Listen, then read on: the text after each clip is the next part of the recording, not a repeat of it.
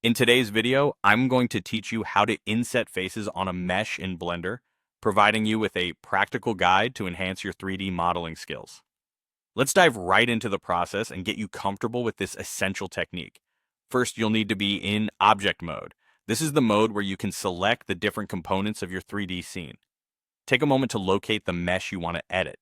This could be anything from a simple cube to a more complex model you've been working on. Once you've got your mesh in mind, go ahead and select it. Next, we're going to enter edit mode. This is where all the detailed work happens and where you'll have finer control over the mesh's components. To switch to edit mode, simply press the tab key on your keyboard. You'll notice that the interface changes slightly, providing you with a host of new tools and options. In edit mode, it's crucial to select the specific elements of the mesh that you want to manipulate. For our purpose, we will be selecting faces. Make sure you're in face select mode, which allows you to interact specifically with the face elements of your mesh.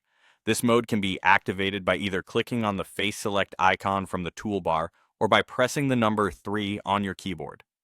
Now, carefully select the face or faces you wish to inset. Once your desired faces are selected, it's time to activate the Inset tool. This is a versatile tool that allows you to create new, smaller faces inside the existing ones, giving you more depth and detail. To activate the Inset tool, press the I key on your keyboard. Alternatively, you can find the Inset Faces tool in the toolbar. It's usually located beneath the Extrude tools. Choosing the method that best suits your workflow is entirely up to you. After activating the tool, you will see your selected faces ready to be adjusted. Adjusting the inset is where the creative part kicks in. Gently move your mouse cursor towards the center of the selected faces if you want to decrease the thickness of the inset.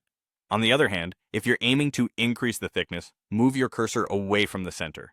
You'll see the face changing in real time, allowing you to get the exact look you desire. Don't rush this step. Take a moment to ensure the inset is just right. Once you're satisfied with the adjustment, left-click to confirm the operation. And there you have it, the complete process for insetting faces on a mesh in Blender.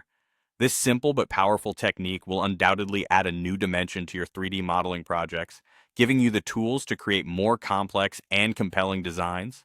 Keep practicing, and your confidence with this tool will grow, opening up even more opportunities for creativity.